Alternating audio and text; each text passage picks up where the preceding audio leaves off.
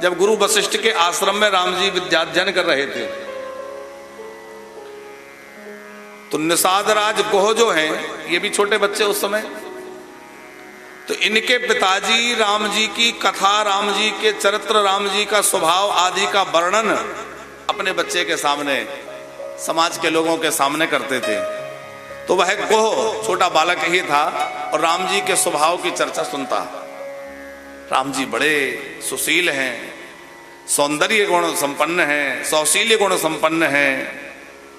सुनते सुनते सुनते उस गोह बालक के मन में राम जी के प्रति इतना भाव जाग गया कि बस मिलने की आतुरता बढ़ती गई। कब मिलेंगे, दर्शन कब होगा। पिताजी कहते कि देखो अभी तो वो गुरुकुल में हैं, पढ़ने गए हैं, अभी ये है अभी वो है। समय बीतता गया।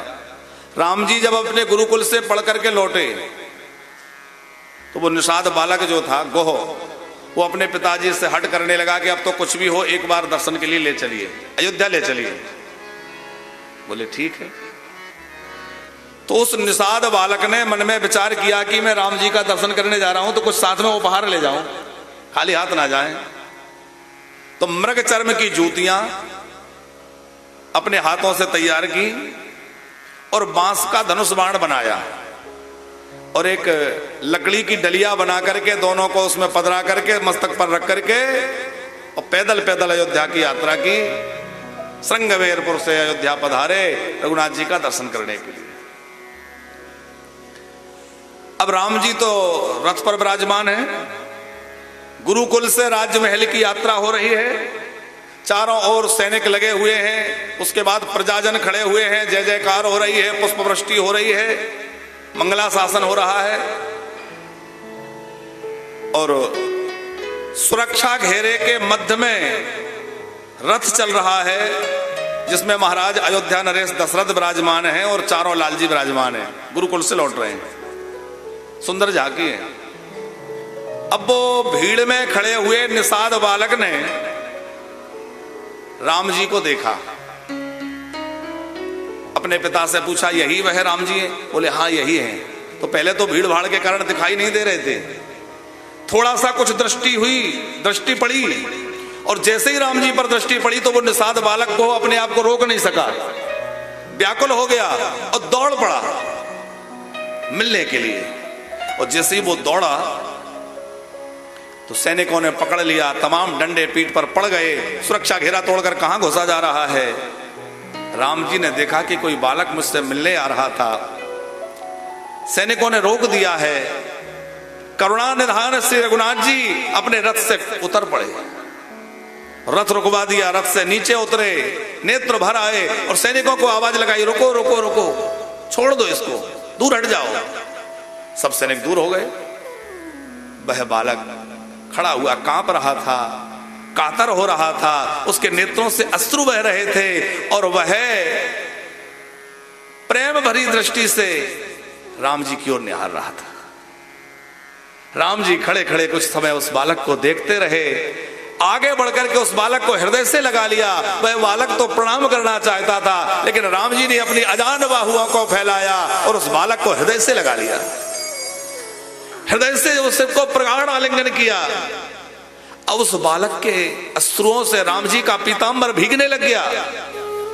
उसको इतना अनुमान नहीं था कि मुझे राम जी हृदय से लगाएंगे। वो तो सोचता था एक बार राम जी दर्शन हो जाए, बस एक बार दिख जाए, और दिखे तो अपने आप को रोक ना पाया, चरण छूने की इच्छा हुई, पर चरण क्या छूना, यहां तो हृदय छू गए। राम जी ने हृदय से लगा लिया। राम जी ने देखा कि ये उपहार लाया है, बड़ी सुंदर जड़ाऊ जूतियां रघुनाथ जी पहने हुए थे, राजकुमार हैं, किस बात की कमी है। लेकिन वो जड़ाऊ जूतियां रघुनाथ जी ने उतार दी, त्याग दी और उस निषाद बालक के द्वारा लाई गई उन पादुकाओं को रघुनाथ जी ने बड़े प्रेम पूर्वक धारण कर लिया। अपना वह दिव्य धनुष जो स्कंध पर लगा हुआ था उसको उतार करके सैनिक के हाथ में दे दिया और रघुनाथ जी ने उस बालक के द्वारा लाए हुए उस धनुष को बार बार उसकी सराहना करते हुए, कितना सुंदर है, ये तो बहुत अच्छा है, बार बार उसकी सराहना करते हुए अपने अंक में धारण कर लिया और वह बालक तो निहाल हो गया। वाह मेरे प्रभु, आपने मेरी भेंट स्वीकार कर ली, आपने मुझे स्वीकार कर लिया, धन्य है आप। इतना ही नहीं, राम जी ने परिचय पूछा, कहां से आए हो, कैसे आए हो। फिर उसके पिता को बुलाया और अपने पूज्य पिता महाराज दशरथ से कहा, महाराज एक प्रार्थना है, ये बालक बड़े प्रेम से मुझे कुछ भेंट लेकर के आया है, मैं तो कुछ नहीं दे सकता, पर आप सम्राट हैं, कुछ कृपा कर दीजिए। अयोध्या नरेश महाराज दशरथ ने कहा कि श्रृंगवेर के आसपास का जो क्षेत्र है उसका राजा मैं इसके पिता को बनाता हूं। तभी से वो निषाद राज बने। निषाद राज उनको महाराज दशरथ ने बनाया और निषाद राज का पद उनको दे दिया। निषादों के राजा और उस क्षेत्र के पूरे राजा आप ही रहेंगे। और फिर उसके पिता के बाद वह गोह बालक निषाद राज बना।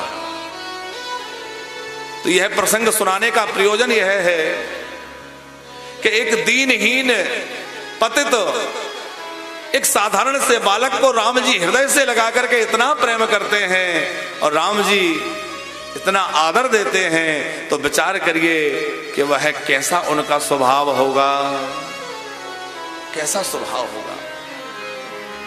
भोले बाबा तो यहां तक कह रहे हैं कि हे उमा हे भवानी, जो प्रभु के स्वभाव को समझ लेता है वो बिना भजन के नहीं रह सकता। हम लोग अभी तक भगवान के स्वभाव को नहीं समझे, इसलिए संसार के झंझावात में फंसे हुए हैं।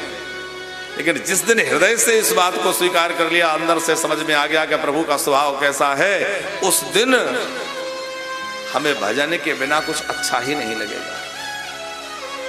उमा राम स्वभाव जेहि जाना और ताहि भजन तजी भावना आना। उसको भजन के बिना पर कुछ अच्छा नहीं लगता। जो एक बार प्रभु को जान जाए, उनके स्वभाव को जान जाए। अत्यंत करुणा प्रभु के स्वभाव में है। ठाकुर जी की करुणा का क्या कहना,